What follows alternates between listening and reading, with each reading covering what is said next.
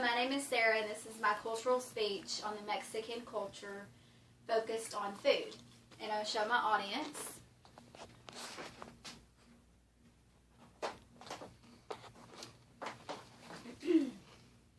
Some people never get the opportunity to learn or experience about other different cultures besides their own.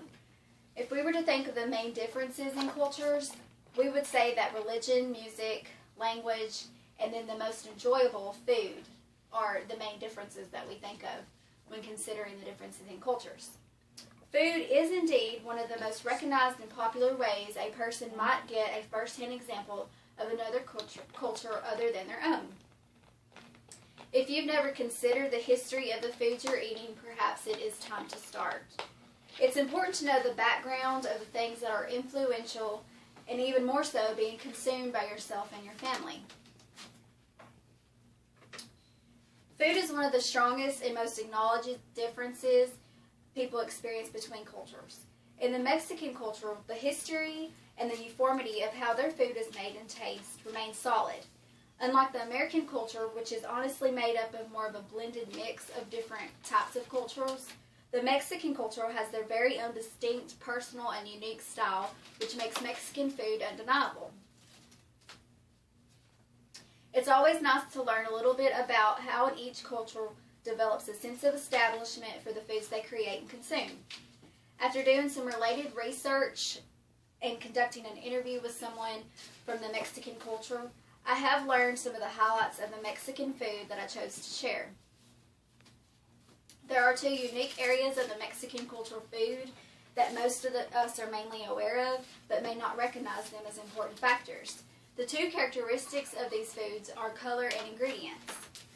Although we may not recognize them as being important factors, color and ingredients are truly significant signs that could possibly mean more than just what is at the surface.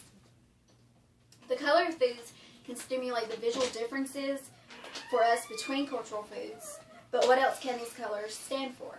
The ingredients of the Mexican cultural foods are the cause for distinctive taste that we experience, but where do these ingredients come from? What are the different ingredients that give us such a well-known taste for Mexican foods? As we begin to wonder just how different cultural foods can be, we probably first begin to visualize the differences in these foods. The color of foods can stimulate the visual differences for us between cultural foods, but what else can these colors stand for? The colors of food in each culture can vary and usually depend on the make of the food. A determination of the color of food can put a general idea on what the food is made of, or what the food was grown and processed from. The color of vegetables resemble healthiness in foods, and I have a few visual aids that you can look through just for a moment to see the different colors in these Mexican foods. I'll pass these around and then you can pass them back.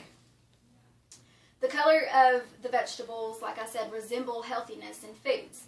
In this visual aid, you will see the colors that make up the Mexican foods are primarily brown, red, and green, and this allows the examples of Mexican foods with the sources of vegetables. In the American culture, we can typically link our sources of vegetables to mashed potatoes and green beans. But where you see in the Mexican culture we wouldn't originally consider their food as vegetables, you can link those colors of brown, red, and green as being vegetables, such as the beans, tomato, and lettuce. The process of how a certain food is made is so important considering the human consumption that comes afterwards. When researching media sources on Mexican culture and food, I found an interesting piece exploring Mexican cuisine by Chef Jonathan Grimble about his journey through Mexico, meeting and tasting the Mexican cultural foods. This showed a glimpse of one of the Mexican processed cheeses most popularly used on the well-known quesadilla dishes. The name of this cheese is Jacojo cheese from Oaxaca, Mexico. It's also confirmed how the Mexican enchilada is processed by using 3 chili peppers for color and the gualo pepper for flavor. Next, as I briefly just mentioned, the taste of foods of how one would associate the differences in cultural foods. The ingredients of Mexican cultural foods are the roots for the distinctive taste that we experience, but where do these ingredients come from? What are these different ingredients that give us such a well-known taste for Mexican food? In the article, Ingredients Used in Mexican Food History, it shares how ingredients are substances that form part of a mixture.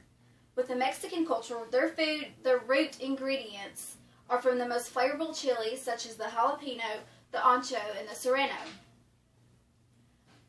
Also, beans like the pinto and black beans are used, and as well as cactus. Also, there is a popular ingredient called the mole ingredient, which includes over 30 different spices such as cocoa and peanuts.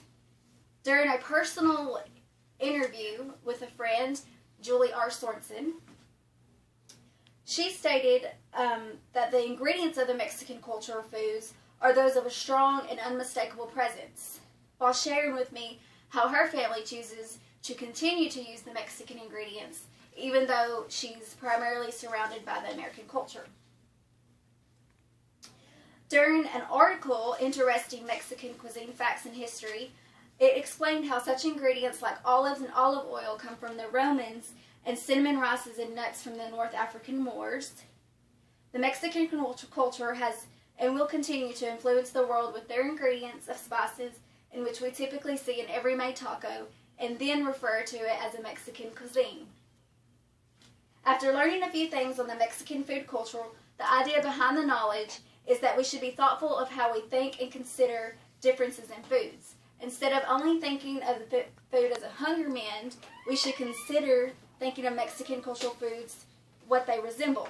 So the next time you're considering what to have for dinner, just remember that you'll be likely deciding on what colors and tastes that you're needing, and think back to today on what you learned and what those colors and tastes stem from, and then think of the importance and meaning in each, such as the healthiness and heritage of the Mexican culture. Thank you!